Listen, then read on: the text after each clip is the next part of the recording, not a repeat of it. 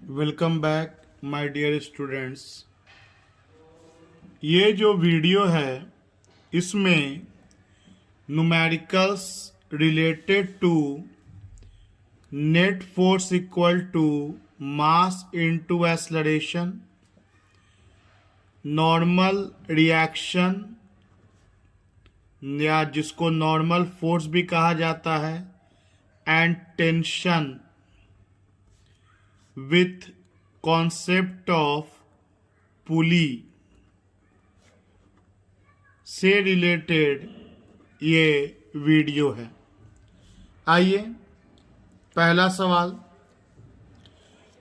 A block of mass 15 kg is moving with a constant velocity of 4 meter per second.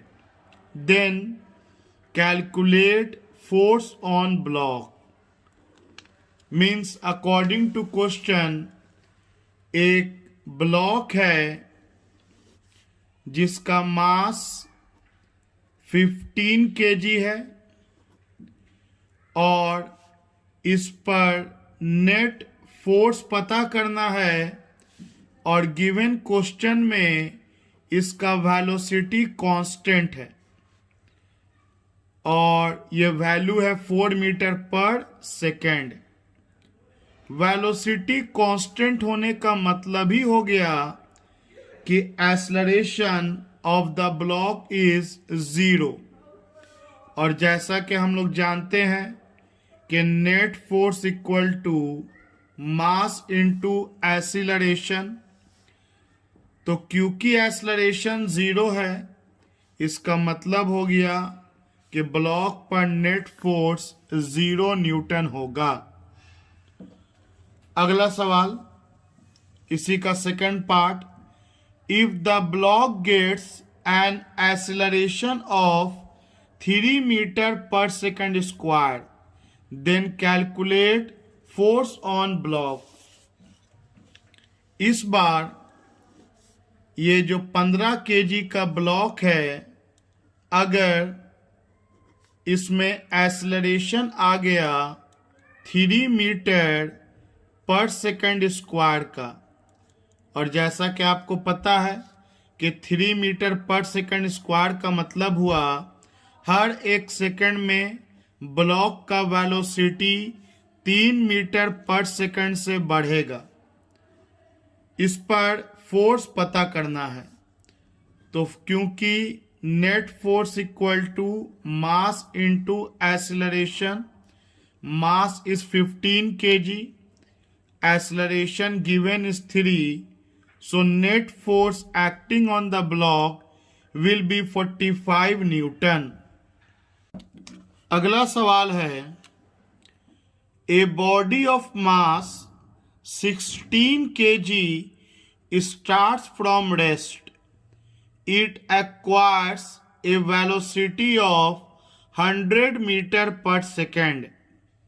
After it has traveled a distance of 200 meter, calculate the average force exerted on body.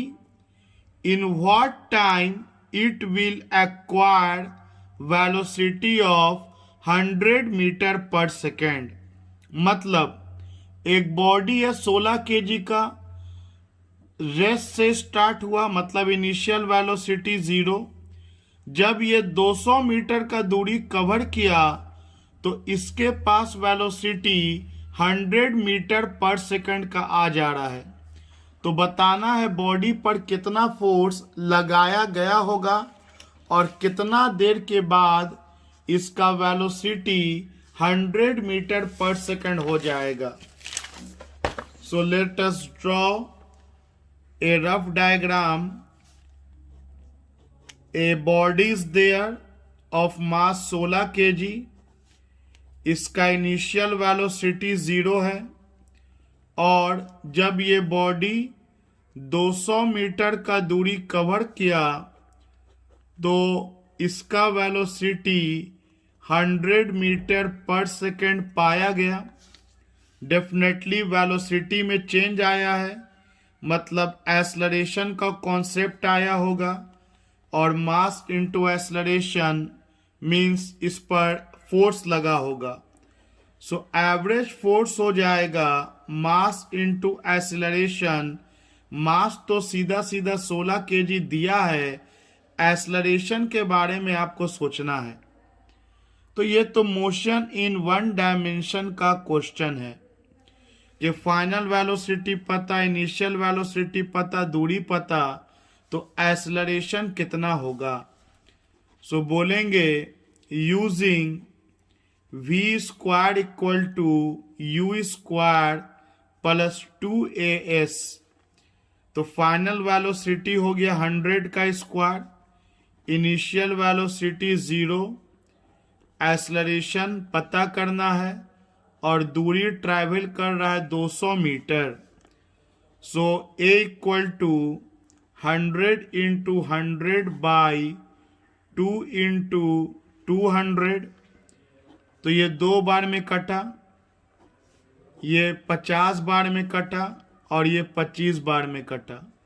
Means acceleration of the body is 25 metre per second square. अब force निकालना है, तो मास हो गया 16 kg, acceleration हो गया 25। When you will multiply it you will get 400 Newton. इसी में सेकेंड पार्ट है कि कितना देर के बाद इसका वेलोसिटी 100 होगा। तो याद करो, ऑब्जेक्टिव की तरह अगर हम लोग इसको बनाएं कि 0 से अगर 100 मीटर पर सेकेंड हो गया और acceleration 25 metre per second square है, तो इसका मतलब तो होता है हर 1 सेकंड में वेलोसिटी 25 मीटर पर सेकंड से बढ़ेगा। तो वेलोसिटी अभी 0 है, मतलब 1 सेकंड के बाद इसका वेलोसिटी बढ़ के 25 मीटर पर सेकंड हो जाएगा। 2 सेकंड के बाद 25 और बढ़ेगा, 50 मीटर पर सेकंड हो जाएगा। 3 सेकंड के बाद 25 और बढ़ेगा तो 75 मीटर पर सेकंड हो जाएगा। 4 सेकंड के बाद 25 और बढ़ेगा तो 100 मीटर पर सेकंड हो जाएगा। इससे तो बिना फॉर्मूला के भी बन गया कि 4 सेकंड लगेगा वेलोसिटी को 100 मीटर पर सेकंड पहुंचने में। लेकिन आइए फॉर्मूला से अगर बनाते हैं, तो using v equal to u plus 80, final velocity is 100, initial 0, acceleration 25, time we have to find. So 25 को इस तरफ ले आएंगे, सो 4 बार में कटेगा, तो इट विल बी 4 सेकेंड। अगला सवाल है, there is a block of mass 40 kg, a force of 60 Newton is applied upon it. Calculate the time in which block will acquire velocity of 30 meter per second. It started from rest. तो एक block ले लेते हैं जिसका मास 40 kg, इस पर force 60 Newton. तो जाहिर सी बात है ब्लॉक पर जब फोर्स लग रहा है तो इसमें एक्सलरेशन आएगा, और हम लोग जानते हैं force equal to mass into acceleration. तो 60 equal to 40a, 0 0 cancel, 6/4, 2 2 4, 2 3 6. So acceleration is 1.5 meter per second square. Acceleration तो निकल गया। अब अगर इसका इनिशियल वेलोसिटी 0 था तो कितना देर के बाद इसका वेलोसिटी 30 मीटर पर सेकेंड हो जाएगा। और एक्सेलरेशन जब निकल गया तब तो ये बहुत ही आसान सवाल हो गया। Using v equal to u plus 80, तो final velocity 30, initial 0, acceleration 1.5 and time we have to find, so 30 by 1.5 equal to t, ऊपर 0 जाएगा 20 बार में कटेगा, so time will be 20 second. अगला सवाल है, a body of mass 10 gram is moving with a constant velocity of 4 centimeter per second on frictionless table. Calculate force on table. और आपको आंसर जो करना है इन सीजीएस सिस्टम करना है। तो चलिए बनाया जाए। देखिए, इससे पहले कि हम लोग इस सवाल को बनाएं, दो टर्म समझ लेते हैं, एक न्यूटन और एक डाइन। ये दोनों ही फोर्स का यूनिट है। ये एसआई यूनिट है, स्टैंडर्ड यूनिट है, और ये सीजीएस यूनिट है। आखिर कितना फोर्स लगाएंगे कि 1 न्यूटन कहलाएगा, इसको हम लोग समझते हैं। देखिए, अगर 1 केजी का बॉडी हो, मास हो 1 केजी, और आप इस पर इतना फोर्स लगाइए कि हर 1 सेकंड में इसके वेलोसिटी में चेंज 1 मीटर पर सेकंड का आ जाए, मतलब acceleration 1 metre per second square का होना चाहिए। 1 केजी के मास को इतना कस के धक्का दीजिए कि उसके acceleration 1 metre per second square होना चाहिए, तब उस फोर्स को 1 न्यूटन कहा जाता है। Means force equal to mass into acceleration. तो मास 1 केजी और acceleration 1 metre per second square, मतलब इसको लिखा जा सकता है 1 kg metre per second square, और इसे ही 1 न्यूटन कहा जाता है। 1 न्यूटन का मतलब होता है 1 kg metre per second square.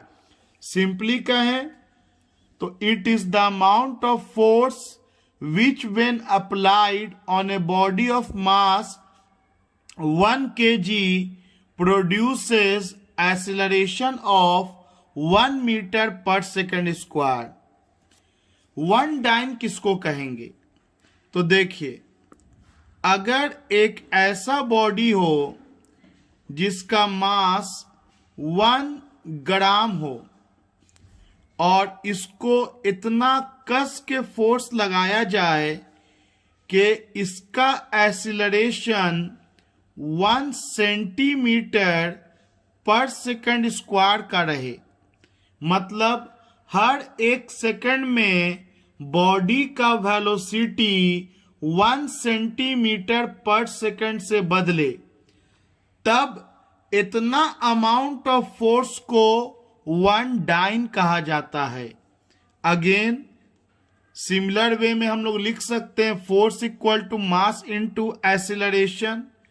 मास 1 gram, acceleration 1 centimetre per second square, so 1 gram centimetre per second square को ही 1 डाइन कहा जाता है।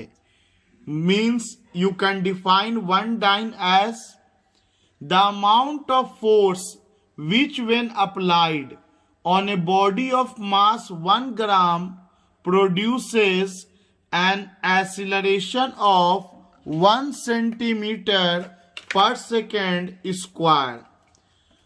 तो फोर्स का दो यूनिट है, एक एसआई यूनिट है और एक सीजीएस यूनिट है।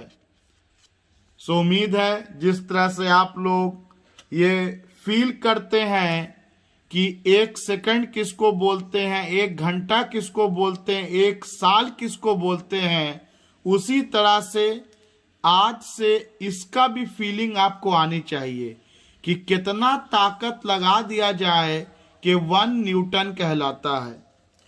तो चलो इसको हम लोग लिख लेते हैं definition. 1 Newton is that amount of force which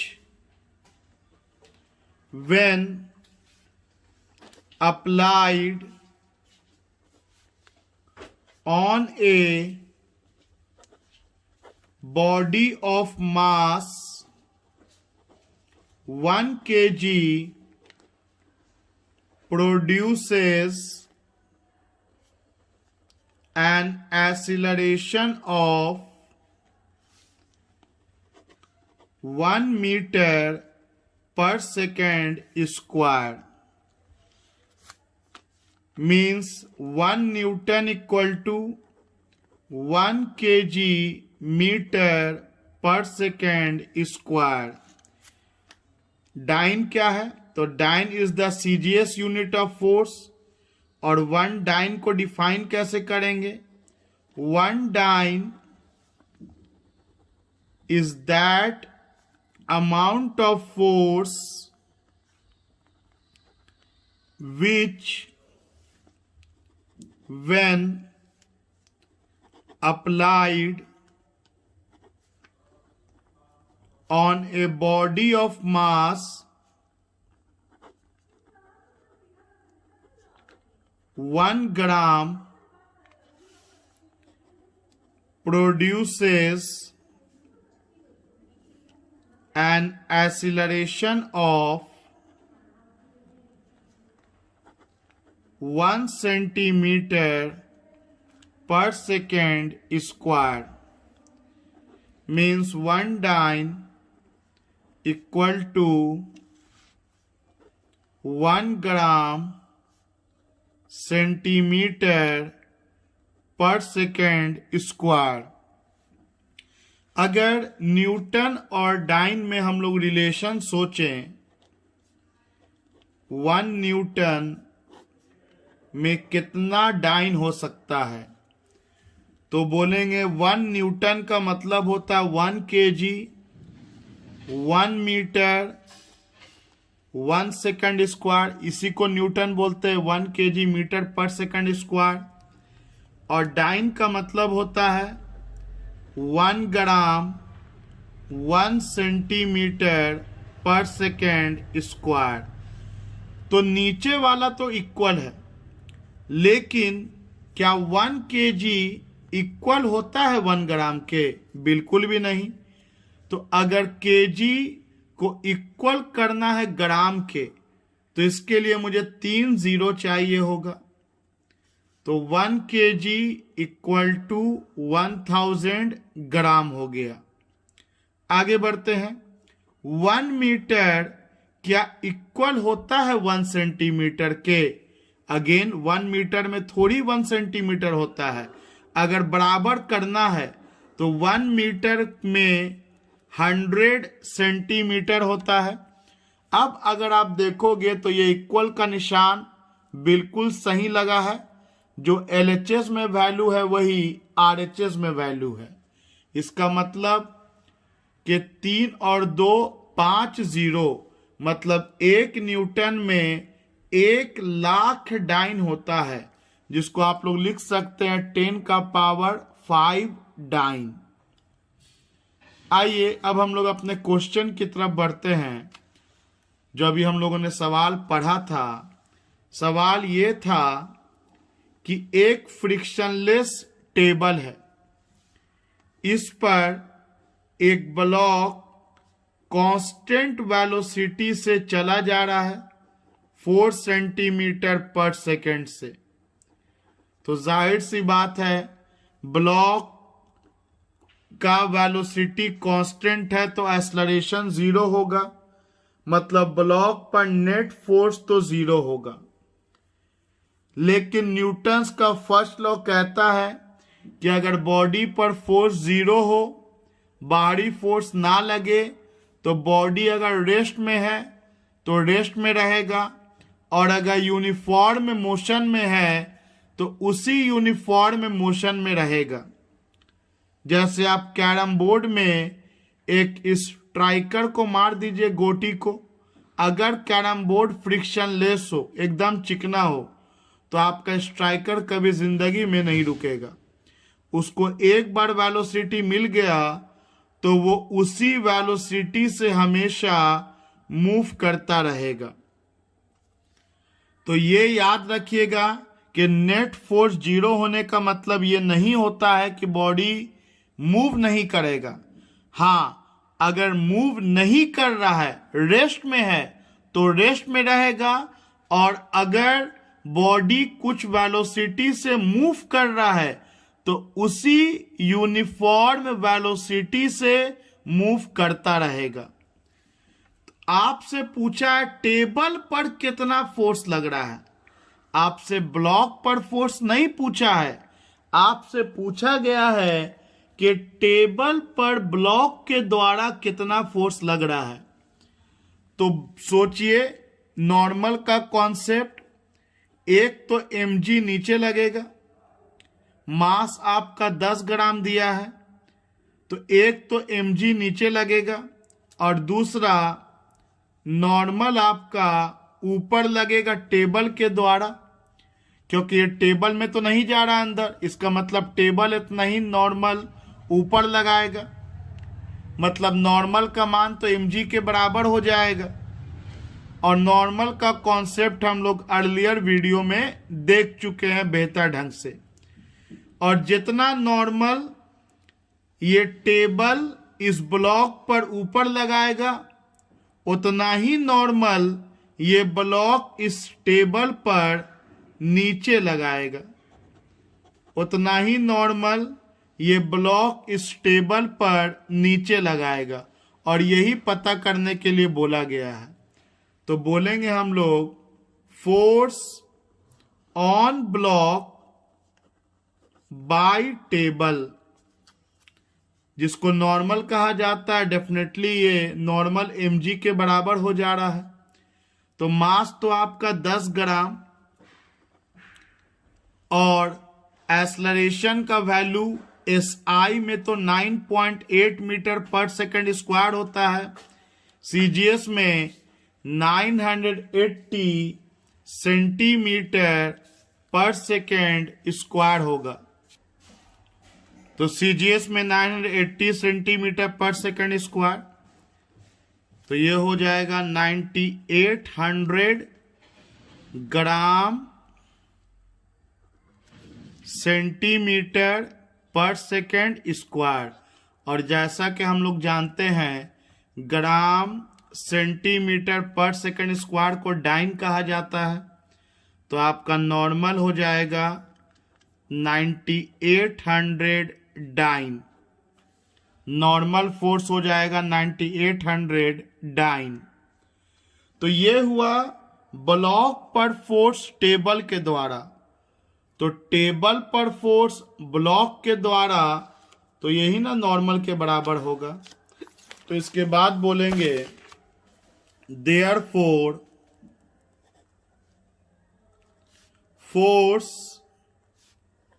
on table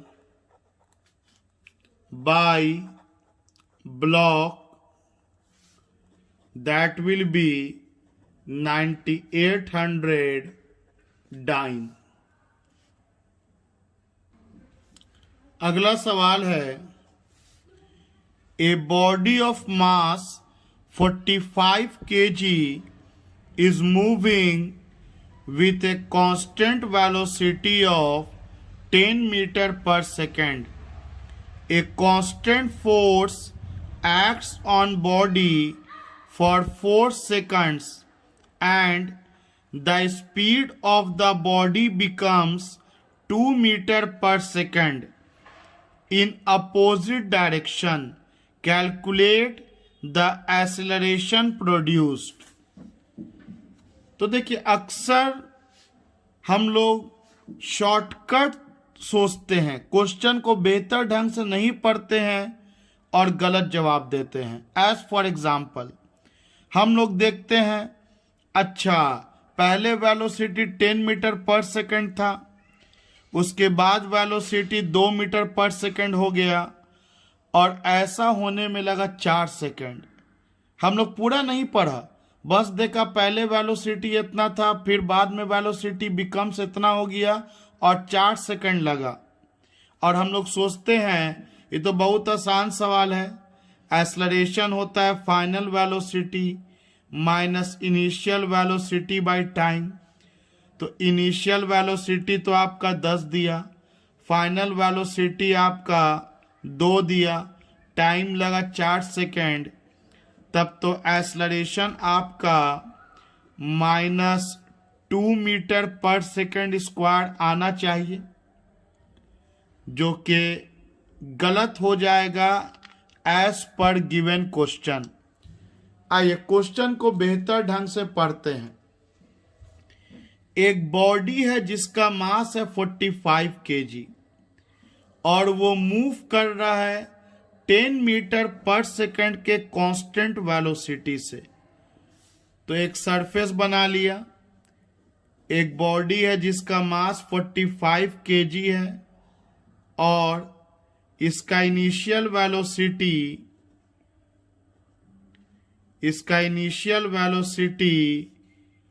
10 metre per second दिया है.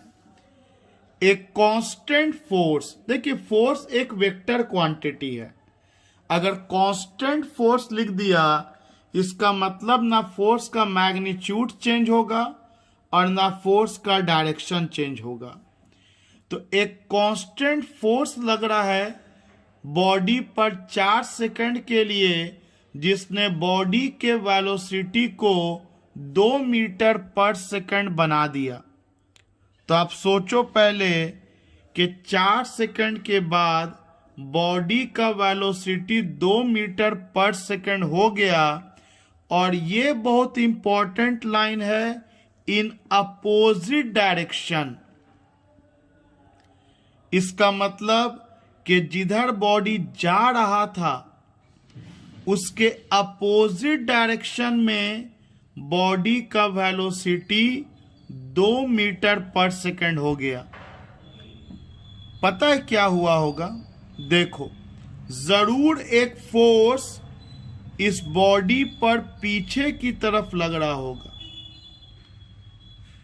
सोचो, एक बॉडी जा रहा है आगे और फोर्स लगे पीछे, तो ये इसके वेलोसिटी को तो घटाएगा, रिटार्डेशन करेगा और एक ऐसा वक्त आएगा जब वेलोसिटी घटते घटते 0 हो जाएगा.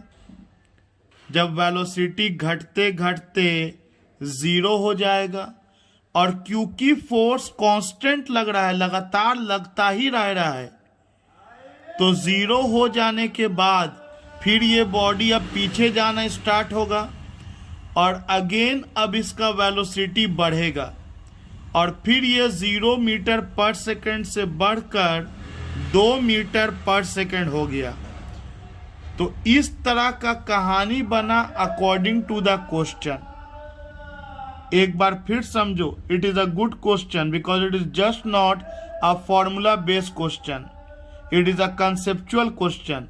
कि एक कांस्टेंट फोर्स लग रहा है, मींस फोर्स का ना मैग्नीट्यूड चेंज होगा और ना डायरेक्शन, और 4 सेकंड के बाद बॉडी का जो वेलोसिटी है वो 2 मीटर पर सेकंड हो जा रहा है in opposite direction.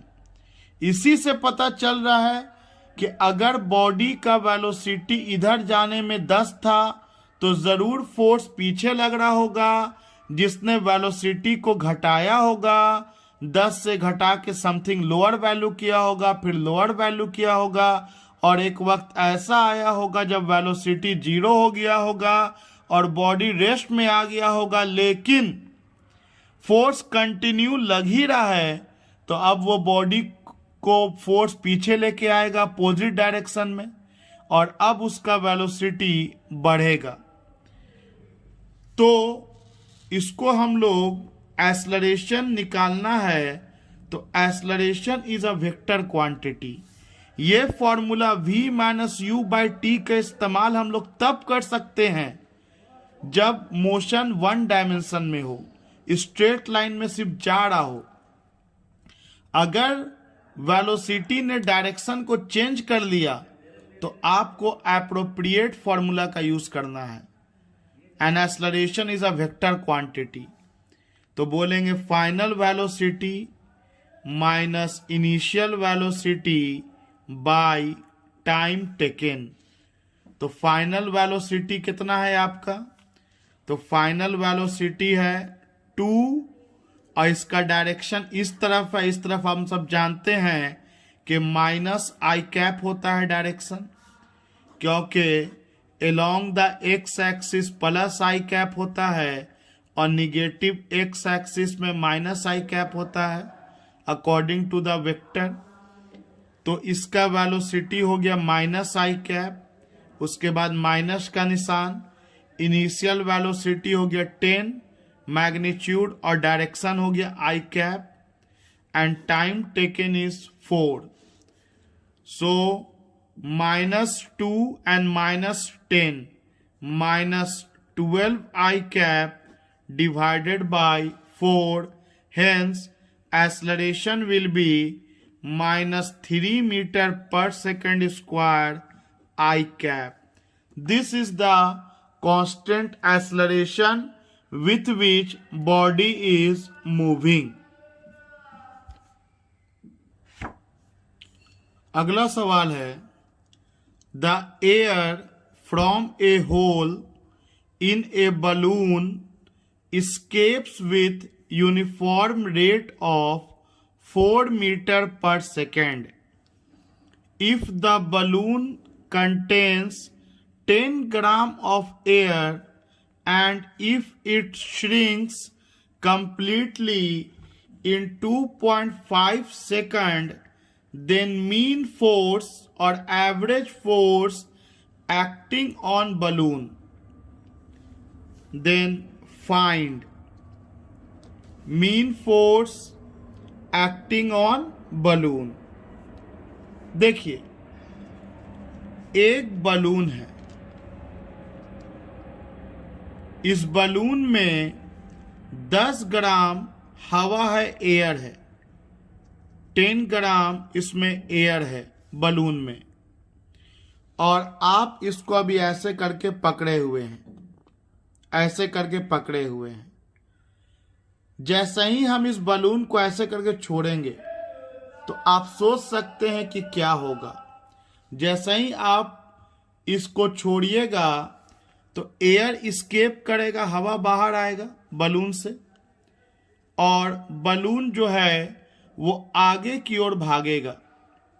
And according to question, balloon 4 metre per second से आपका भाग रहा है, तो वेलोसिटी हो गया 4 मीटर पर सेकेंड, या आप ये बोल सकते हैं 4 मीटर पर सेकेंड से आपका जो एयर है वो बाहर निकल रहा है।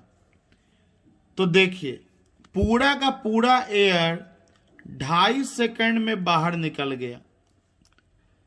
तो इसको हम लोग force equal to mass into acceleration से बिल्कुल नहीं बना सकते हैं। न्यूटन्स का सेकेंड लॉ कहता है force is equal to rate of change in momentum. rate of change in momentum. This is Newton's second law as we have studied. तो मोमेंटम होता है मास इनटू वेलोसिटी। अब जनरली हर question में mass constant होता है, तो हम लोग मास को बाहर निकाल देते हैं और dv/dt एक्सेलरेशन हो जाता है। लेकिन इस क्वेश्चन में अगर मैग्नीट्यूड के टर्म में बात करें, एरो हटा दें, तो वेलोसिटी कांस्टेंट है और मास में चेंज आ रहा है। तो this will be your formula which you have to apply here. Generally maximum question जो हम लोग बनाते हैं डे टू डे लाइफ में, उसमें मास ही कांस्टेंट होता है। बॉडी के चलने रुकने से मास में चेंज नहीं आता है, तो एम बाहर निकल जाता है और वेलोसिटी में चेंज बाय टाइम एक्सेलरेशन हो जाता है। लेकिन इस क्वेश्चन में वेलोसिटी कांस्टेंट है, और जैसा कि आप लोग कैलकुलस का रूल जानते हैं कि जो कांस्टेंट क्वांटिटी होगा उसको बाहर निकाल देंगे और वेरिएबल क्वांटिटी का हम लोग डिफरेंशिएशन करेंगे। तो अब ये क्वेश्चन इस तरह से बनेगा कि वेलोसिटी दिया हुआ है 4 मीटर पर सेकेंड और मास ग्राम में है। तो ऐसा करते हैं, इसको सीजीएस में ही बना लेते हैं।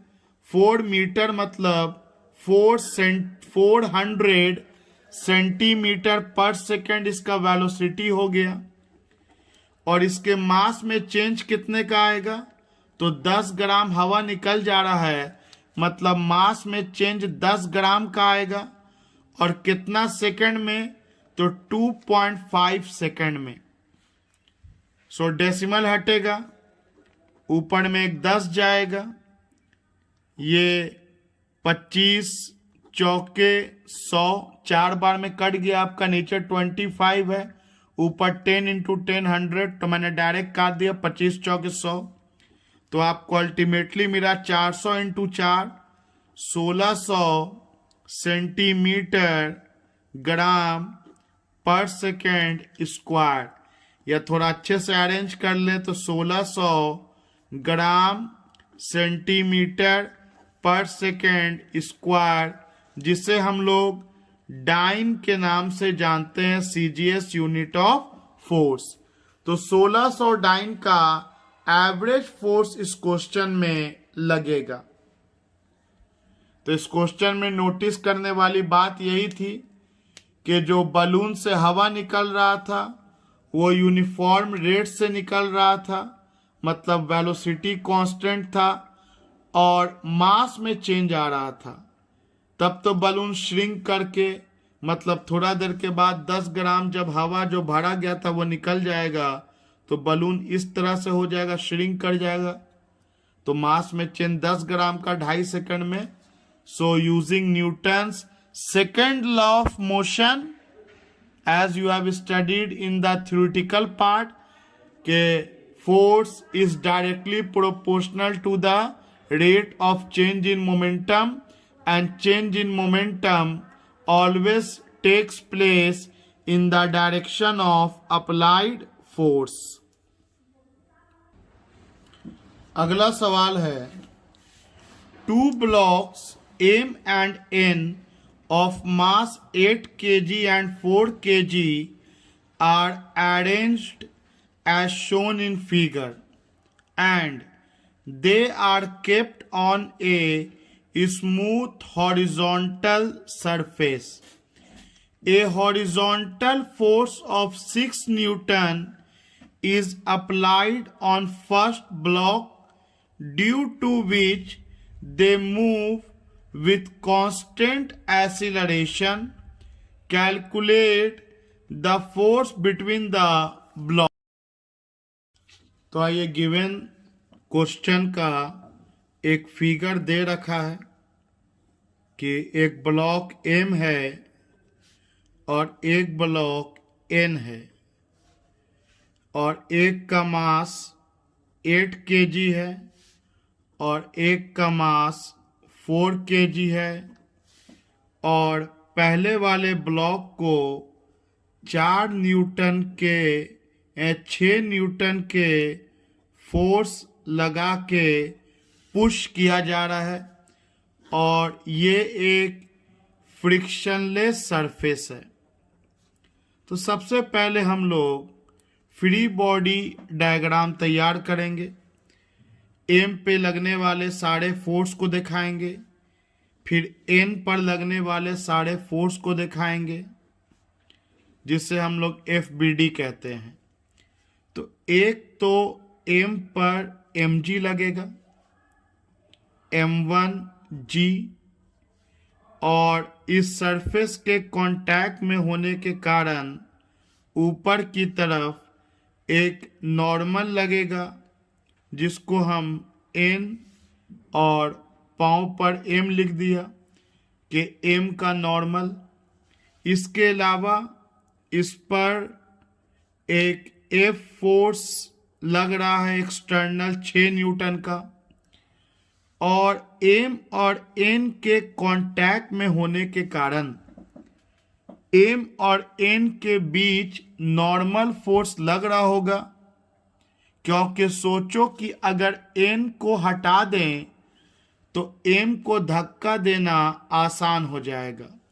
इसका मतलब n के मौजूदगी के कारण एक नॉर्मल फोर्स लेफ्ट साइड की तरफ लगेगा, जिसका नाम n1 दे देते हैं। याद रखना, ये जो n है ना, ये इस ब्लॉक का नाम दिया हुआ है, और ये नॉर्मल फोर्स है। ये फोर्स है n के कारण m पर, और कभी नॉर्मल, जैसा कि हम लोग जानते हैं, अकेला नहीं लगता है। जितना n ने m पर लेफ्ट में लगाया, उतना ही m वाला n पर राइट में लगाएगा, और यही फोर्स रिस्पॉन्सिबल होगा n को आगे मूव कराने के लिए। तो n पर एक तो नॉर्मल लग गया m के द्वारा, उसके अलावा वेट लगेगा m2g, और कांटेक्ट सरफेस होने के कारण ऊपर में इस पर नॉर्मल लगेगा, जिसका नाम n दे रहे हैं, n मतलब n का नॉर्मल।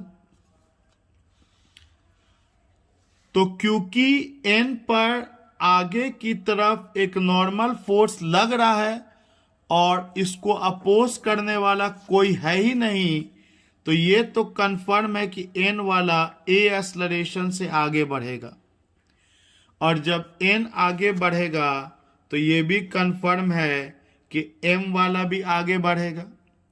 अब इक्वेशन लिखा जाए। इक्वेशन लिखने का तरीका हम लोग जानते हैं कि total force equal to mass into acceleration. तो इस ब्लॉक के लिए लिखा जाए तो बड़ा फोर्स हो गया F माइनस छोटा फोर्स हो गया N1, और इस ब्लॉक का मास M1 है, तो M1 इंटू ए, मास इंटू एक्सेलरेशन। सिमिलरली इस ब्लॉक के लिए लिखा जाए तो इस ब्लॉक पर फोर्स N1 और मास M2, एक्सेलरेशन A, तो M2A हो गया। दोनों को जब हम लोग ऐड करेंगे तो N1 से N1 cancel, F equal to M1 plus M2A, तो आपको एक्सेलरेशन चला आएगा F बाई टोटल मास। तो force applied 6 Newton, mass 8 plus 4 12, 6 by 12 means acceleration is 1 by 2 metre per second square. तो m और n के बीच फोर्स लग रहा है कितना, तो यही तो वो फोर्स है N1 जो m और n के बीच लग रहा है। N1 हमें चाहिए था, तो बोलेंगे force between two blocks N1 और n1 इक्वल टू आप देख सकते हैं m2a है, मास इनटू एक्सेलरेशन m2a, तो मास हो गया सेकंड वाले का 4 और एक्सेलरेशन 1/2, तो दिस कम्स 2 न्यूटन।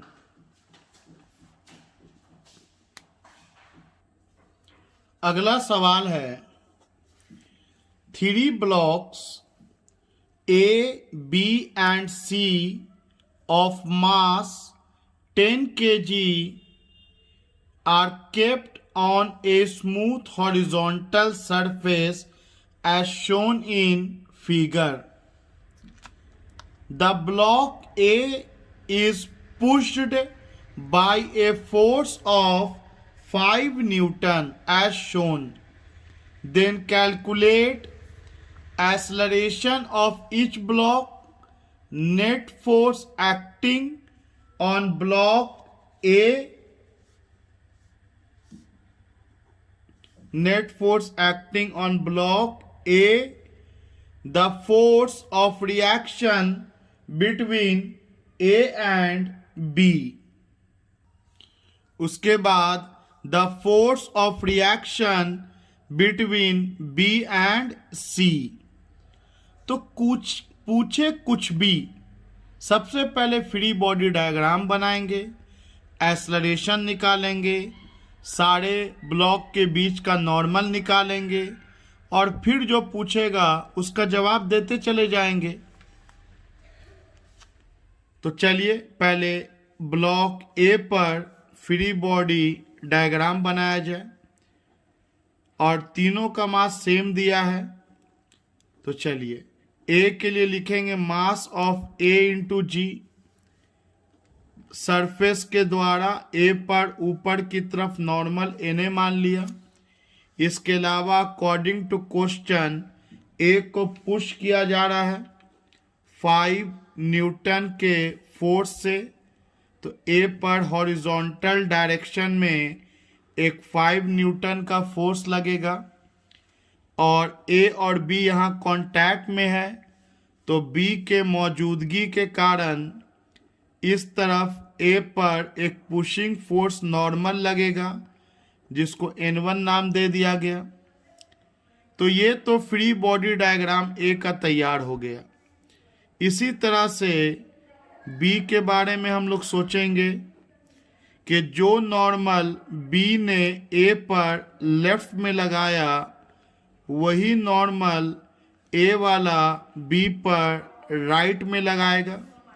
तो एक तो बी पर राइट में नॉर्मल हो गया, उसके अलावा नीचे में मास ऑफ बी इंटू जी, इसके अलावा कांटेक्ट में सरफेस के होने के कारण ऊपर की तरफ एक नॉर्मल लगेगा एन बी, और क्योंकि आगे में एक ब्लॉक सी भी है तो सी के कारण बी पर इस तरफ एक N2 नॉर्मल लगेगा और इतना ही नॉर्मल फिर बी वाला सी पर राइट में लगाएगा as we know from the concept.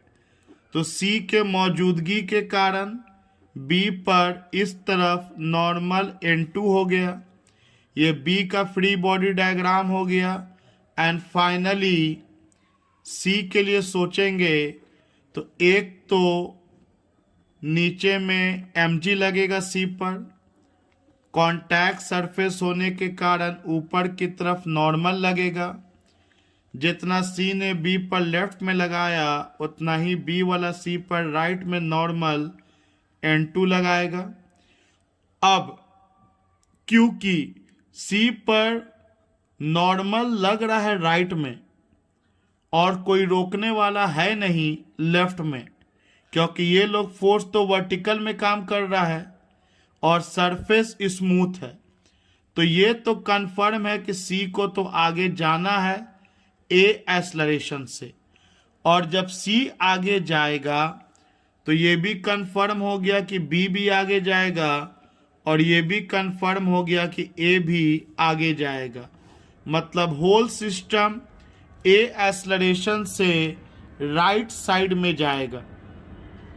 अब इक्वेशन लिखा जाए तो हॉरिजॉन्टल फोर्स ही मूव करा रहा है, वर्टिकल फोर्स का तो मोशन में कोई रोल है नहीं। तो चलिए हॉरिजॉन्टल फोर्स ही के लिए इक्वेशन लिखेंगे। तो अगर ये राइट में जा रहा है तो ज़रूर F बड़ा होगा N1 से, तो बड़ा फोर्स माइनस छोटा force, because force is a vector quantity. जब दो वेक्टर का डायरेक्शन अपोजिट होता है, एंटी पैरेलल होता है, तो we know from the triangle law of vector addition we subtract smaller vector from the bigger vector, and net force equal to mass into acceleration. Similarly, B block के लिए we can write बड़ा force N1, छोटा force N2, mass of B into acceleration, and for C बड़ा force N2, mass of C into acceleration. Adding all these three equations, N1 से N1 cancel, N2 से N2 cancel, we get F equal to A common ले लेंगे, mass of A plus mass of B plus mass of C. So A will be F by mass of A plus mass of B plus mass of C, means total force by total mass. So 5 Newton का force लग रहा था और तीनों का मास 10-10 kg दिया था, तो 10 + 10 + 10 30. So it will be 1/6 metre per second square, जिसको हम लोग अगर डेसिमल में कन्वर्ट करेंगे तो 0.16 मीटर पर सेकेंड स्क्वायर। अब अगला सवाल क्या था, ए पर नेट फोर्स बताना है, ब्लॉक ए पर। तो ए पर ऊपर और नीचे वाला फोर्स तो कैंसिल, तो ए पर नेट फोर्स तो यही ना है F minus N1 equal to ma। या तो आप F माइनस N1 निकाल लो या आप ma निकाल लो, ए पर नेट फोर्स निकल जाएगा। तो चलिए पहले हम लोग आगे बढ़ने से पहले N1 और N2 पता कर लेते हैं, तो फिर जो भी सवाल में पूछेगा उसका आंसर होता चला जाएगा। तो इक्वेशन नंबर 3 से we can find N2 mass of C into acceleration. तो बोलेंगे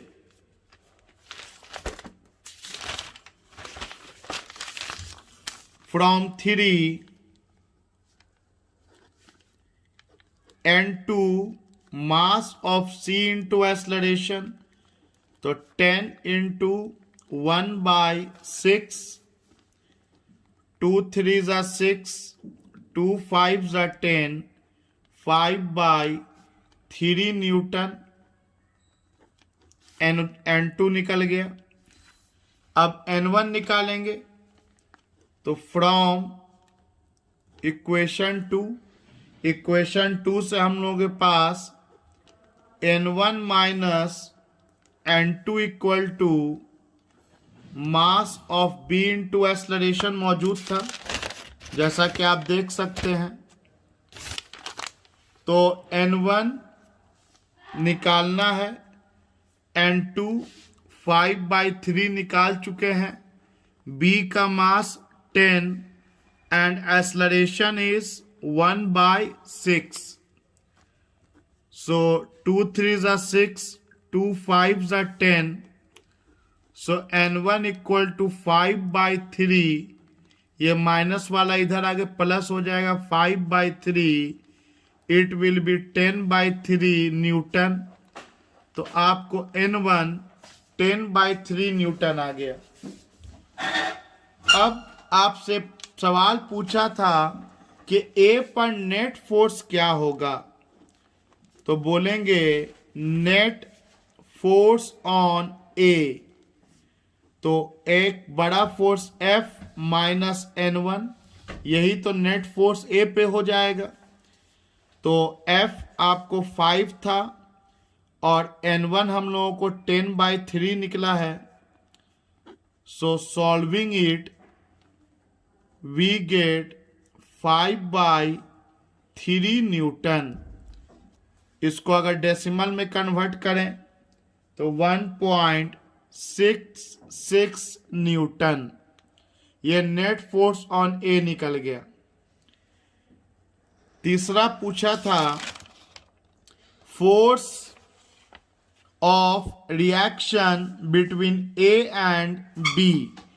तो आप देख सकते हैं कि ए और बी के बीच में रिएक्शन फोर्स N1 लग रहा है, तो हम लोग को N1 निकालना है, जो कि ऑलरेडी निकाले हुए हम लोग।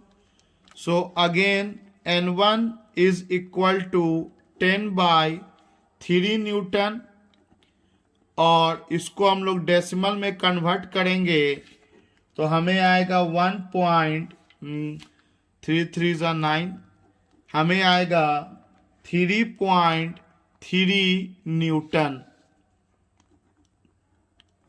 3.3 न्यूटन। ये N1 पूछा था।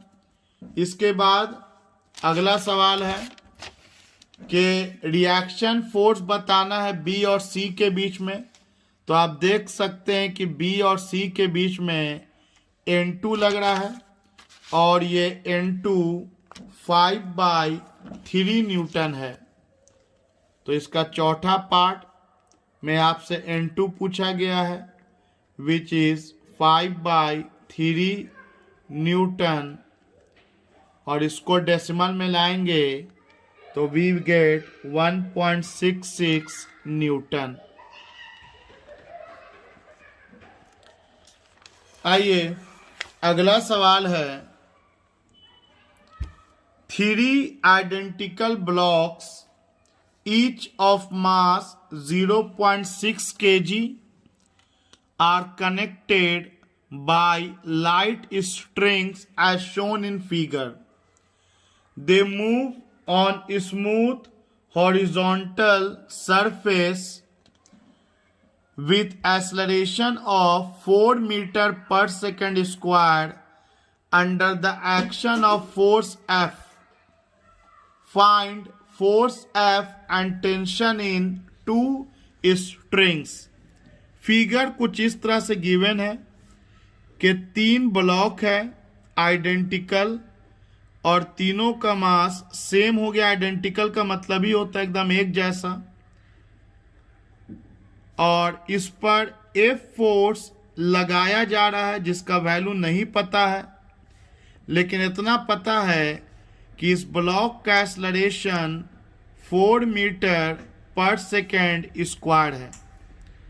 तो एक ब्लॉक ए, एक ब्लॉक बी और एक ब्लॉक सी कर लिए हम लोग।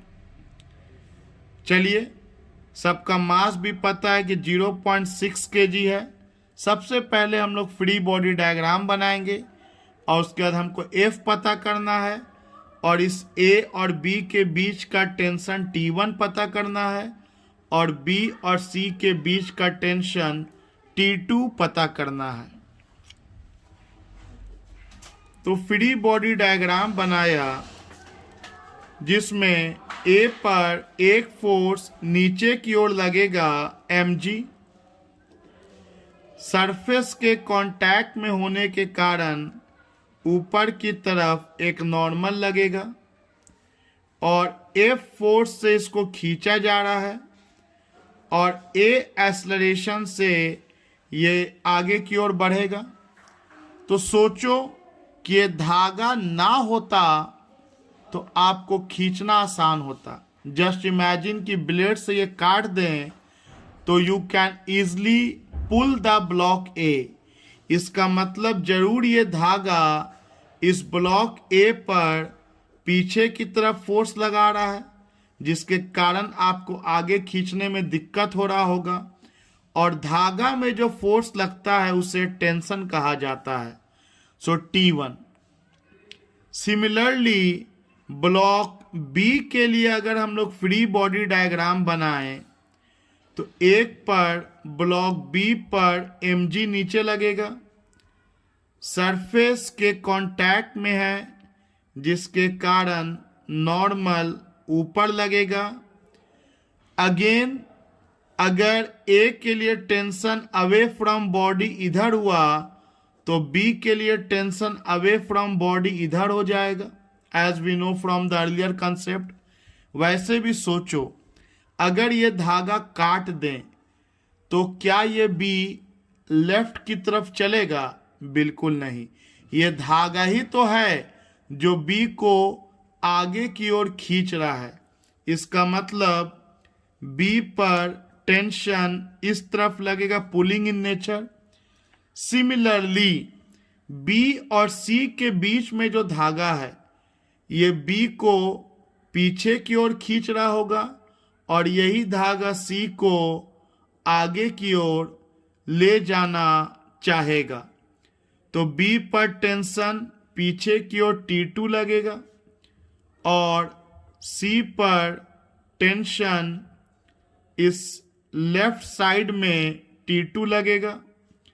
इसके अलावा सी पर एक mg फोर्स लगेगा और कांटेक्ट में होने के कारण ऊपर एक नॉर्मल लगेगा and the whole system is moving with acceleration a. Now we will write equations for block A, block B and block C. तो मूव कराने में रोल सिर्फ हॉरिजॉन्टल फोर्सेस का है, वर्टिकल फोर्सेस का कोई रोल नहीं है इसको मोशन में लाने में। तो F बड़ा हो गया T1 से क्योंकि लेफ्ट में जा रहा है, तो बोलेंगे बड़ा फोर्स माइनस छोटा force equal to mass of A into acceleration. Similarly B के लिए लिखा जाए तो T1 इज बड़ा फोर्स, T2 विल बी छोटा force, mass of B into acceleration, and for C T2 equal to mass of C into acceleration. Adding all the three equations, T1 से T1 cancel, T2 से T2 cancel, F equal to A common हो जाएगा, bracket में जाएगा mass of A, mass of B, mass of C. तो A equal to F by mass of A, mass of B plus mass of C. तो आपको force तो पता नहीं है, छोड़ दीजिए।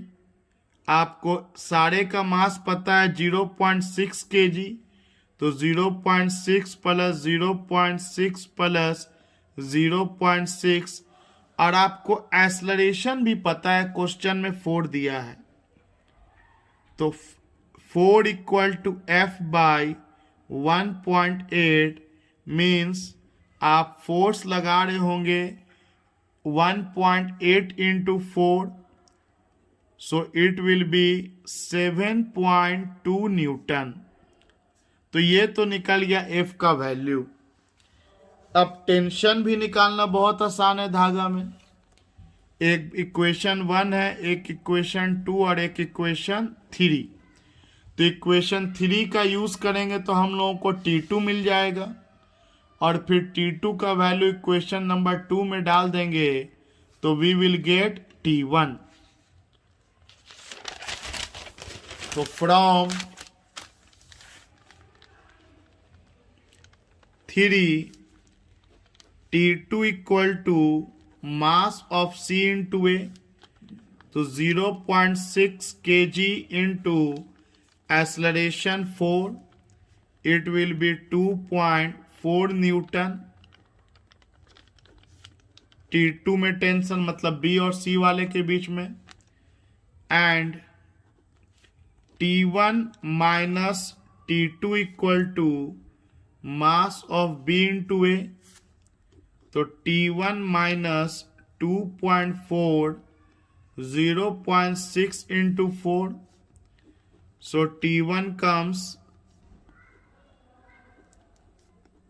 4.8 न्यूटन। ये टेंशन ए और बी के बीच में होगा। वैसे भी कॉमन सेंस से भी सोचा जा सकता है कि ए और बी के बीच में धागा ज़्यादा टाइट होगा, खींच रहे हैं तो, कंपैरिजन टू बी एंड सी, क्योंकि असल में ये धागा बी को भी खींच रहा है और सी को भी खींच रहा है, और ये धागा केवल सी को खींच रहा है। तो अगर दोनों धागा में कोई पहले टूटेगा तो वो ए और बी के बीच का धागा टूटेगा। अगला सवाल है, ए block of mass m is pulled by a rope of mass small m on frictionless table. If a force is applied on one side of rope, then calculate force exerted by rope on block. तो चलो इसको हम लोग figure में तैयार करते हैं। एक फ्रिक्शनलेस टेबल है, इस पर एक ब्लॉक रखा है जिसका मास है कैपिटल एम, और एक भारी सा रस्सी है जिसका मास है स्मॉल एम। एक हेवी रोप है जिसका मास है स्मॉल एम,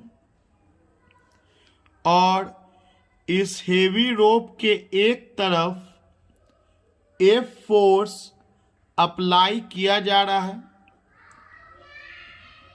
और इसको खींचा जा रहा है। तो जाहिर सी बात है, जब इसको हम लोग खींचेंगे तो ये रस्सी इस ब्लॉक से अटैच है। मान लो इस पॉइंट का नाम मैं बी दे दे रहा हूं, बी। तो ये बी पॉइंट पर ये रस्सी इस ब्लॉक को अपनी तरफ खींचेगा। तो यही बताना है कि रोप के द्वारा ब्लॉक पर कितना फोर्स लग रहा होगा।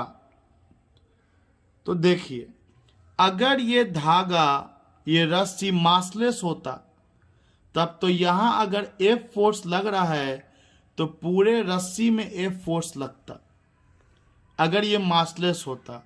लेकिन ये मासलेस नहीं है, तो यहाँ अगर एफ फोर्स लग रहा है तो इसके हर एक पॉइंट पर फोर्स का वैल्यू, जो धागा में लगने वाले फोर्स को टेंशन कहते हैं, वो बदल जाएगा। तो खैर इस सवाल में मुझे हर एक पॉइंट का नहीं निकालना है। अगला सवाल देखेंगे जिसमें किसी भी पॉइंट पर मैं बोलूँगा टेंशन बताओ, कि रस्सी के इस पॉइंट पे क्या टेंशन है, रस्सी के इस पॉइंट पे क्या टेंशन मतलब तनाव है। ये सवाल आसान है, ये सिर्फ इतना पूछ रहा है कि ये जो रस्सी है इस ब्लॉक को कितना ताकत लगा के खींच रहा होगा। तो चलो फ्री बॉडी डायग्राम बनाएंगे हम लोग। तो सबसे पहले ये रस्सी बना लिया, ये रस्सी बना लिया। ये आपका स्मूथ सरफेस है, फ्रिक्शनलेस सरफेस है। इस रस्सी पर इस तरफ एफ फोर्स लग रहा है और इस रस्सी का मास के कारण नीचे की तरफ mg लगेगा, और टेबल में कांटेक्ट होने के कारण ऊपर की तरफ एक नॉर्मल फोर्स लग गया n1। ये पॉइंट है B। अब आप सोचो कि ये ब्लॉक अगर ना होता तो इस रस्सी को खींचना आसान होता या मुश्किल। सोचो, इस रस्सी को अगर यहाँ से काट दें तो इस रस्सी को खींचना आसान होता या मुश्किल। जाहिर सी बात है, ब्लॉक अगर ना होता तो इसको आसानी से खींचा जा सकता था। इसका मतलब इस ब्लॉक के मौजूदगी में इस तरफ एक टेंशन फोर्स लग रहा होगा, क्योंकि धागा में जो फोर्स लगता है उसे टेंशन का नाम कहा जाता है। तो रस्सी पर इधर टेंशन लगेगा। और सोचो अगर ये रस्सी काट दें तो क्या ये ब्लॉक आगे की तरफ बढ़ेगा? बिल्कुल भी नहीं, ना बढ़ेगा ना बढ़ना चाहेगा। इसका मतलब यही टेंशन जो रस्सी पर लेफ्ट साइड में लग रहा है, इसी पॉइंट पर, इसी बी पॉइंट पर यही टेंशन ब्लॉक पर राइट साइड में लगेगा। और क्योंकि ये फ्रिक्शनलेस है तो, और ब्लॉक पर इसके अलावा नीचे mg लगेगा, कैपिटल वाला m, ऊपर नॉर्मल लगेगा। क्योंकि ये फ्रिक्शनलेस है और ब्लॉक पर T आगे लग रहा है तो, और पीछे कोई फोर्स लग नहीं रहा, तो ब्लॉक ये तो कंफर्म है कि आगे जाएगा A एक्सेलरेशन से। तो मोर और लेस ये वही कॉन्सेप्ट है, बस बोलने का तरीका चेंज कर दिया गया कि एक हेवी ब्लॉक है और एक रस्सी है। तो आप देख सकते हैं एक पार्टिकुलर पॉइंट पर जितना रस्सी पर टेंशन ब्लॉक के द्वारा पीछे लगेगा, उतना ही ब्लॉक पर टेंशन रस्सी के द्वारा आगे लगेगा। कोई बोलना चाहे सर हम लोग इसको नॉर्मल का नाम नहीं दे सकते हैं? दे सकते हैं, लेकिन कहलाएगा बेहतर वह टेंशन, क्योंकि एक तरह का ये तनाव है जो रस्सी में लग रहा है। चलो अगर फ्री बॉडी डायग्राम बन गया तो इक्वेशन लिखा जाए। तो रस्सी के लिए इक्वेशन लिखते हैं। तो रस्सी भी आगे जाएगा, जब ब्लॉक आगे जाएगा तो पूरा सिस्टम आगे जाएगा ए एक्सेलरेशन से। तो बड़ा फोर्स हो गया F, छोटा फोर्स हो गया T। तो बड़ा फोर्स माइनस छोटा फोर्स इक्वल टू ma। रस्सी के लिए इक्वेशन, ब्लॉक के लिए T equal to capital M into a. तो let us write the equation. तो रस्सी के लिए बड़ा फोर्स माइनस छोटा force mass of rope into acceleration, और ब्लॉक के लिए tension mass of block into acceleration. दोनों को जब हम लोग ऐड करेंगे तो T से T कैंसिल हो जाएगा। F इक्वल टू m plus m a। So acceleration of the rope and block will be F by m plus m। लेकिन सवाल ये था कि रोप के द्वारा ब्लॉक पर कितना फोर्स लगेगा। तो आप देख सकते हैं कि रोप के द्वारा इस ब्लॉक पर T फोर्स लग रहा है, सो हमको T पता करना है।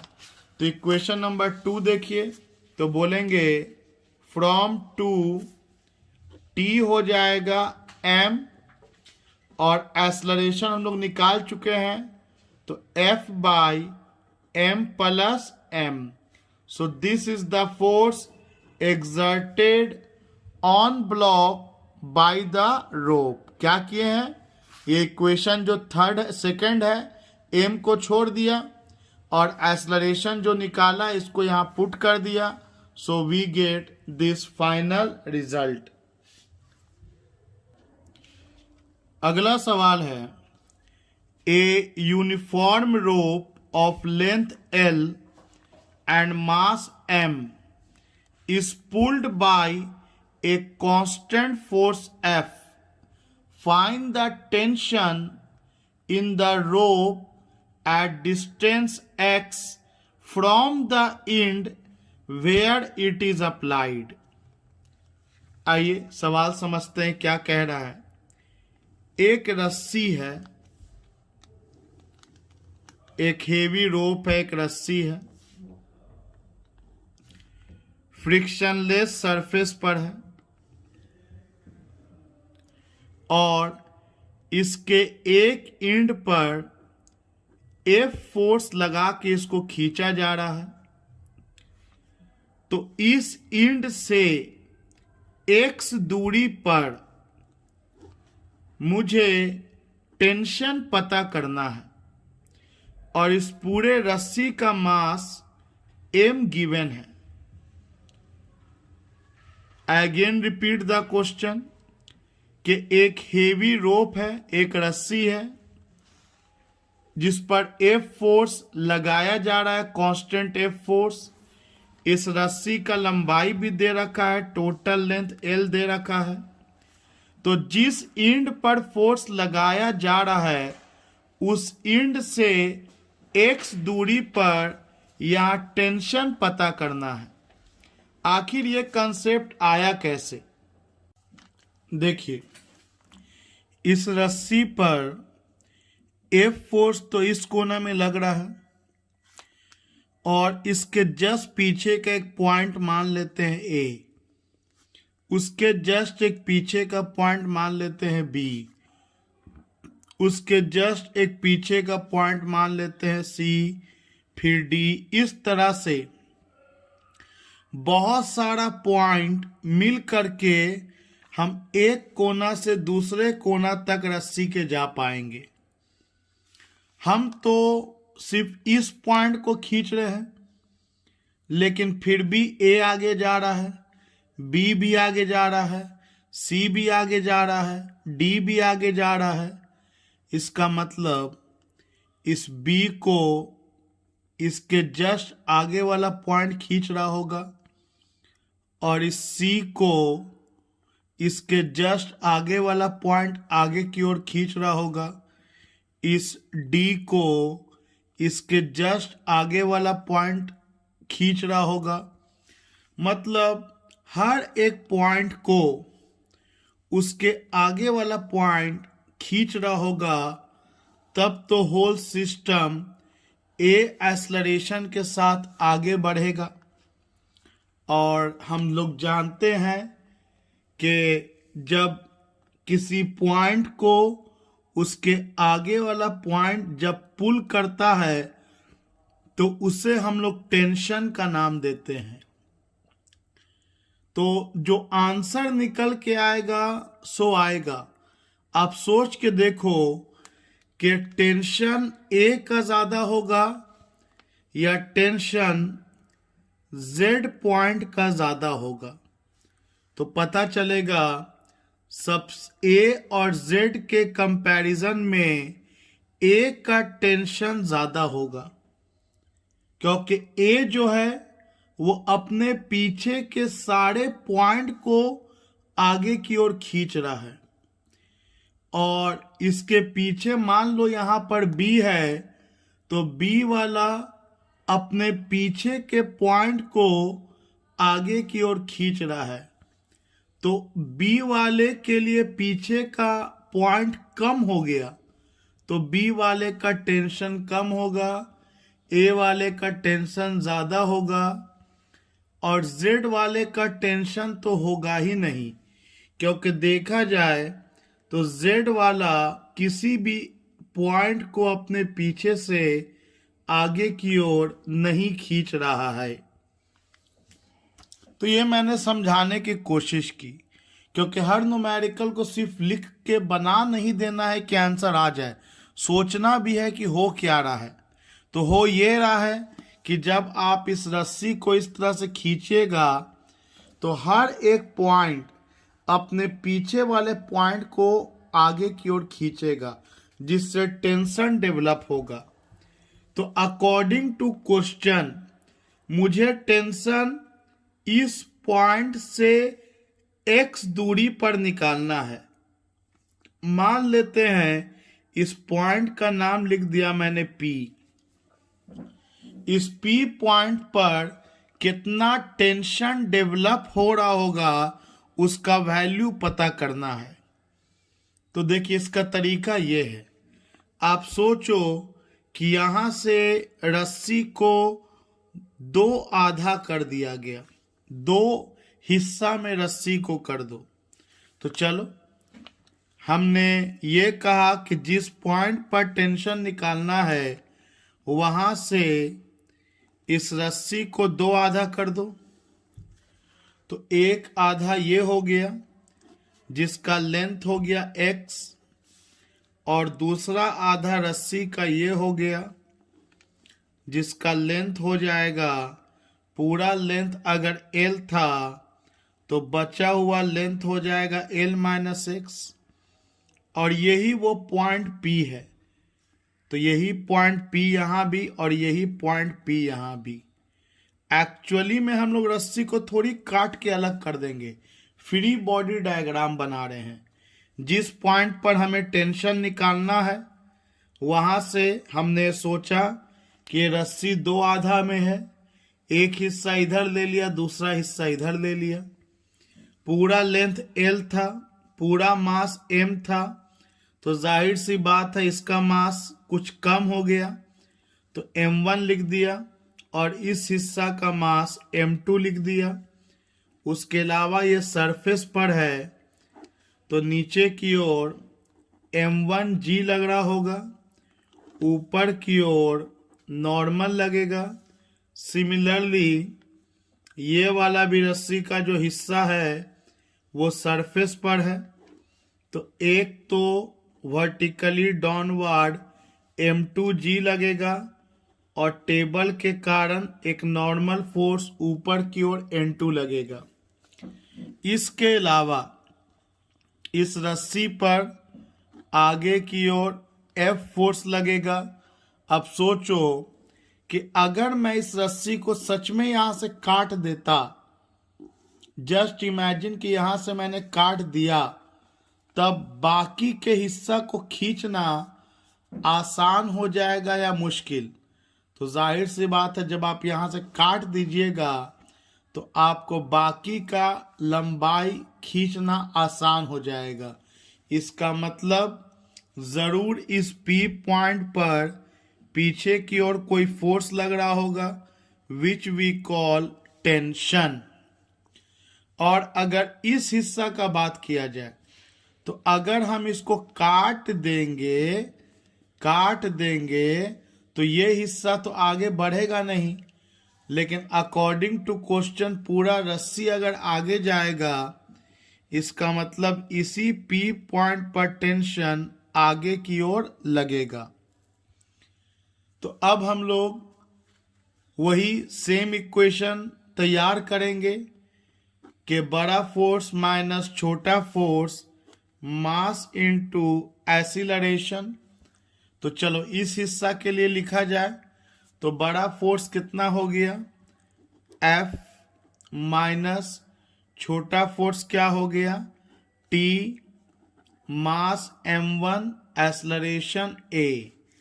So this becomes F minus T equal to, अच्छा चलो वही चीज दोबारा लिखा गया, नेवरदलेस बड़ा फोर्स माइनस छोटा force equal to mass into acceleration. आइए अब रस्सी के इस हिस्सा का बात किया जाए तो इस हिस्सा पर आगे की ओर टेंशन T लग रहा है, और यही टेंशन फोर्स इसको A एक्सेलरेशन से आगे ले जा रहा है, मतलब M2A। दोनों को ऐड करेंगे, T से T cancel, F equal to M1 plus M2A, मतलब एक्सेलरेशन हो गया फोर्स बाय टोटल मास। और आप सब जानते हैं कि टोटल मास M दिया है, तो एक्सेलरेशन तो निकल गया F/m, इक्वेशन नंबर 1 F/m निकल गया। लेकिन M2 मुझे निकालना होगा, तब हम लोग टेंशन निकाल पाएंगे। और M2 निकालने का तरीका बहुत आसान है। आप पहले यूनिट लेंथ का मास निकाल लो, उसके बाद जितना लेंथ का मास निकालना होगा उस लेंथ से मल्टीप्लाई कर देंगे। इसका मतलब आप एक सिंपल न्यूमेरिकल से सीखो, एक सिंपल मैथ का न्यूमेरिकल मैं बता रहा हूं कि मान लो अगर एक रस्सी का लंबाई है 4 मीटर और इसका टोटल मास है 60 केजी। तो एक रस्सी का लंबाई 4 मीटर और टोटल मास 60 केजी। अगर मैं आपसे 3 मीटर का केवल मास पूछूं तो क्या तरीका होगा 3 मीटर के मास को निकालने का? तो बोलेंगे सर ऐसा उपाय कीजिए ना कि 1 मीटर का मास पता चल जाए। अगर 1 मीटर का मास पता चल जाएगा तो 3 मीटर के लिए 3 से मल्टीप्लाई कर देंगे, आधा मीटर के लिए आधा से मल्टीप्लाई कर देंगे, 1.25 मीटर के लिए 1.25 से मल्टीप्लाई कर देंगे। तो यूनिट लेंथ का मास अगर पता चल जाए तो फिर जितना लेंथ का आप निकालना चाहते हैं उससे मल्टीप्लाई कर दिया जाएगा। तो इसका तरीका है, आप इस तरह से थोड़ा डिटेल कर सकते हैं कि L length contains mass M, L length में एम मास, तो 1 unit length, 1 unit length, 1 minute, L length contains mass M, तो 1 unit length contains mass M by L. सोच के देखिए ऐसे भी कि यूनिट लेंथ का मास अगर निकालना है तो टोटल मास को टोटल लेंथ से डिवाइड कर दो, तो 60 केजी बाई 4 मीटर, नीचे बन गया 4 एकम 4, ऊपर में 15, मतलब 1 मीटर में 15 केजी। तो 1 मीटर में 15 केजी, तो 3 मीटर में 15 को 3 से मल्टीप्लाई कर दो, 45 केजी मास हो जाएगा 3 मीटर का। मतलब यूनिट लेंथ का अगर मास पता चल जाए तो जितना लेंथ का निकालना है उससे मल्टीप्लाई कर दो। और यूनिट लेंथ का मास निकालना है तो बहुत आसान तरीका, total mass by total length, जिसको मैं थोड़ा प्रोसेस से यहां बता रहा हूं कि एल लेंथ में एम मास, तो 1 यूनिट लेंथ में मास एम बाई एल, क्योंकि एल को इधर लेके चले आएंगे क्रॉस मल्टीप्लिकेशन में, और यूनिट लेंथ का मास निकल गया तो एक्स लेंथ कंटेन्स मास, एक्स लेंथ में कितना मास, एम बाई एल, और जितना लेंथ होगा उससे मल्टीप्लाई कर देंगे। तो आप देख सकते हैं पीछे के फिगर के हिसाब से कि एक्स लेंथ का मास हम लोग m1 किए हैं, तो एक तरह से अगर m1 का काम पड़ेगा तो m1 इक्वल टू लिख दिया जा सकता है total mass by total length, मतलब मास पर यूनिट लेंथ, और जितना लेंथ का निकालना उससे मल्टीप्लाई कर दो। सिमिलरली उसी तरह से L minus x length contains mass, L minus x length में कितना मास होगा, तो यूनिट लेंथ का मास इतना, जितना लेंथ का चाहिए इससे मल्टीप्लाई कर देंगे, और L माइनस एक्स लेंथ के मास को m2 बोला गया है, तो m2 equal to mass per unit length, और जो भी लेंथ है उससे मल्टीप्लाई कर देंगे। सो टेंशन पूछा गया था x दूरी पर, और फ्रॉम टू इक्वेशन 2 अगर आप देखिएगा तो t इक्वल टू m2a हमारे पास मौजूद है, तो m2 के जगह लिख देंगे m by L, l minus x, और एक्सलरेशन के जगह लिख देंगे f बाई m। जो वैल्यू हम लोग को निकल के आया है पुट कर दिया इक्वेशन नंबर 2 में, m से m कैंसिल हो गया, तो ये हो गया f, l को अंदर लेके चल जाओ, l minus x by L, थोड़ा सेपरेट कर दो एल को, L by L minus x by L by L cut के 1 हो गया, तो हो गया 1 माइनस एक्स बाई एल। यही टेंशन का वैल्यू निकला एक्स दूरी पर रस्सी में, हेवी रोप में। आप जैसा कि देख सकते हो कि आपको फाइनल आंसर इस इक्वेशन में डाल के निकला, जहां m2 का वैल्यू डाल दिया, फिर a का वैल्यू डाल दिया, और आपको फाइनल आंसर निकल के आ रहा है t equal to f1 minus x by L. सोचो अगर मैं यहां पर टेंशन का बात करूं तो यहां पर x कितना हो जाएगा, तो जाहिर सी बात है x यहीं से दूरी को नापा गया, तो इस पॉइंट पर तो x 0 हो जाएगा। तो x को जब 0 करेंगे तो t का मान f के बराबर, मतलब अगर इस j पॉइंट पर टेंशन पूछे जिस पॉइंट पर फोर्स लगाया जा रहा है, तो वो टेंशन फोर्स के बराबर हो जाएगा j पॉइंट पर। इसी तरह से अगर हम सबसे अंतिम वाले पॉइंट पर टेंशन पूछें तो अंतिम वाले पॉइंट पर ये x का वैल्यू l के बराबर हो जाएगा लास्ट पॉइंट पर।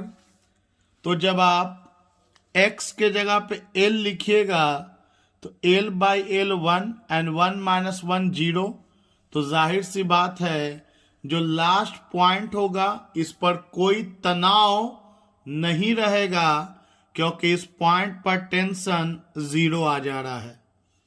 मतलब जैसे जैसे हम लोग इस पॉइंट से पीछे की ओर जा रहे हैं वैसे वैसे टेंशन घटेगा और अंततः घट के इस लास्ट पॉइंट पर 0 आ जाएगा।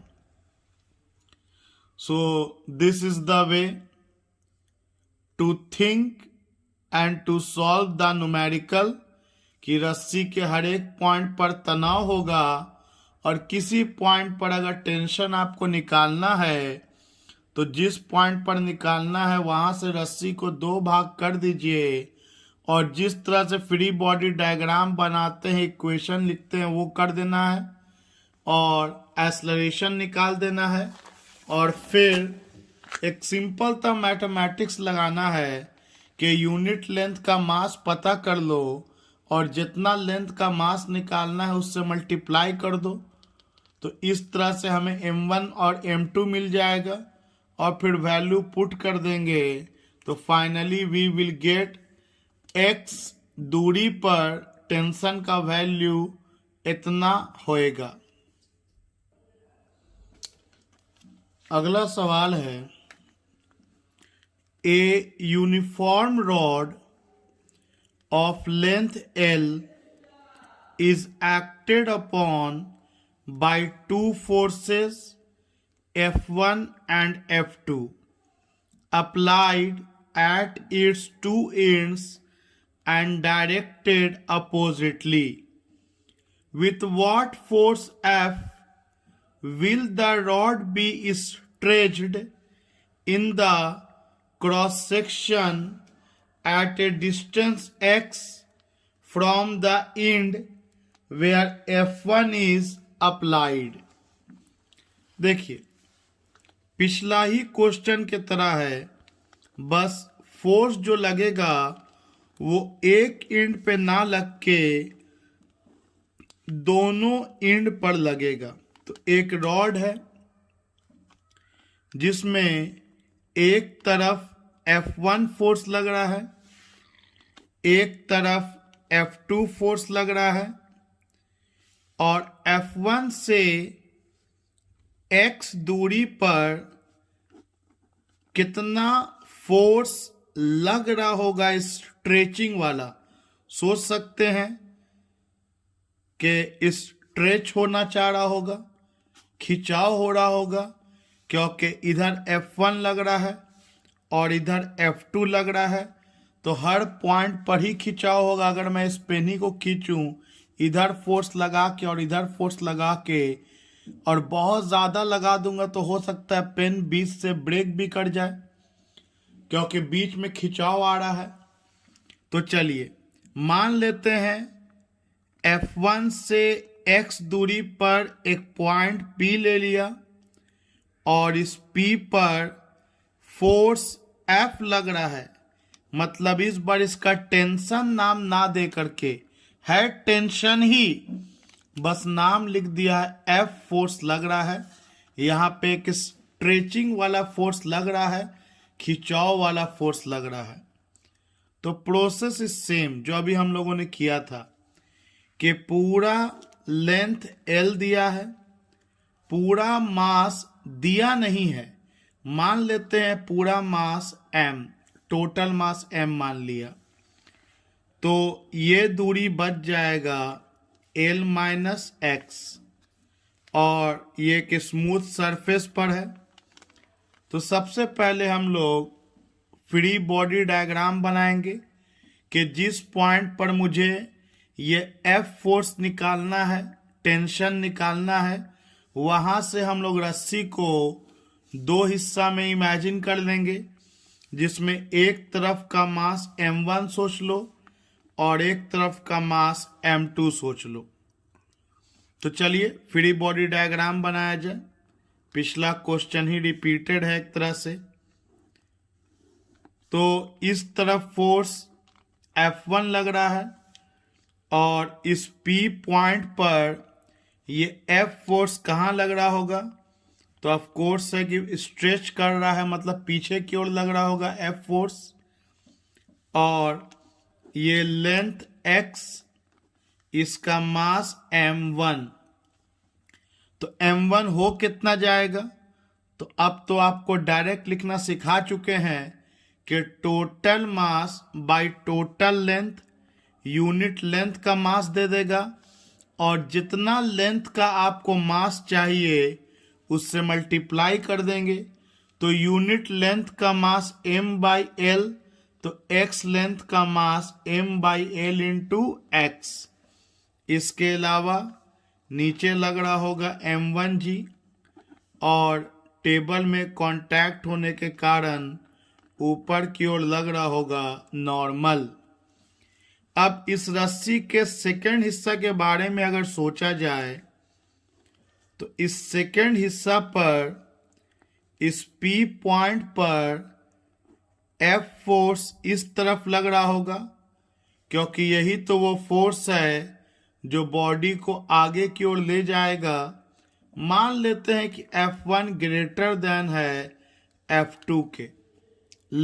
मान लेते हैं F1 is greater than F2, तो जाहिर सी बात है होल सिस्टम A एक्सेलरेशन से राइट में मूव करेगा। तो इस क्वेश्चन में फर्क यही है कि इसके पीछे भी एक फोर्स F2 लग रहा है, और एक्सेलरेशन है राइट की तरफ, इसका भी और इसका भी। इसके अलावा इसका मास अगर M2 मान लें, तो इसका length clearly L minus x हो जाएगा। पूरा लेंथ L था, ये लेंथ अगर x है तो बाकी का लेंथ L माइनस एक्स। इसके अलावा नीचे की ओर M2G लगेगा, ऊपर की ओर नॉर्मल N2 लगेगा।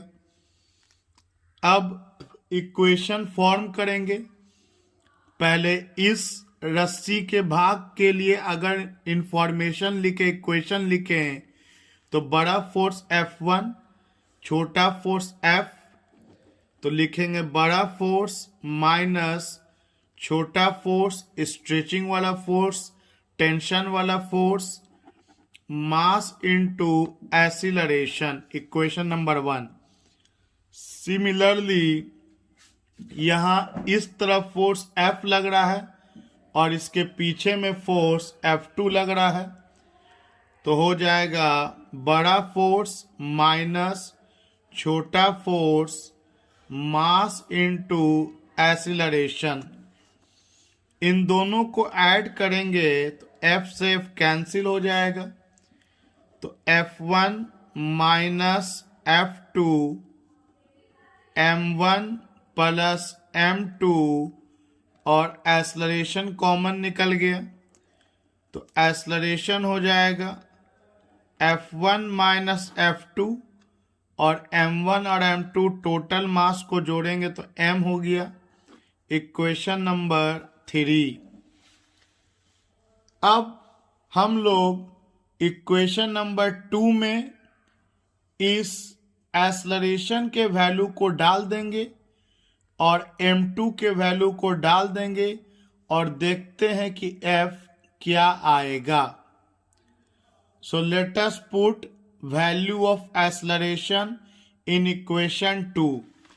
सो इक्वेशन 2 हम लोगों के पास है F minus F2 equal to M2A, तो F इक्वल टू हो जाएगा माइनस F2 इधर जाएगा प्लस F2 प्लस M2 और एक्सलरेशन हम लोग को निकल के आया है F1 minus F2 divided by M। M2 कैसे निकालेंगे? तो अभी अभी आपको सिखाए हैं कि यूनिट लेंथ का मास का मतलब हो गया total mass by total length. अगर यूनिफॉर्मली डिस्ट्रीब्यूशन है मास का तो यूनिट लेंथ में मास इतना, तो जितना लेंथ है उससे मल्टीप्लाई कर देंगे, तो उसका लेंथ आप देख सकते हैं M2 वाले का लेंथ L माइनस एक्स, तो यूनिट लेंथ का मास इतना, तो जितना लेंथ है उससे हम लोग मल्टीप्लाई कर दिए। इसके अलावा M2 के जगह लिखा गया। इसके अलावा हमारे पास है F1 minus F2 by M, तो M से M तो कैंसिल ही हो गया। अब F2 और यहाँ हम लोगों के पास है प्लस F1 माइनस F2 और इसके अलावा ये L minus x by L। तो अभी अभी हम लोग थोड़ी देर पहले ही कैलकुलेशन किए थे कि L बाई L कर देंगे माइनस एक्स बाई L, तो 1 माइनस एक्स बाई L। इसको थोड़ा और अरेंज करते हैं। F2 प्लस F1 को इससे मल्टीप्लाई कीजिए, तो F1 को इससे मल्टीप्लाई करेंगे तो F1, फिर F1 को इससे मल्टीप्लाई करेंगे तो आ जाएगा minus F1 x by L। अब F2 को इससे मल्टीप्लाई करेंगे तो आ जाएगा माइनस F2 और फिर F2 को इससे मल्टीप्लाई करेंगे तो minus minus plus F2 x by L। अब minus F2 plus F2 cancel, यहां आ गया F1 और x बाई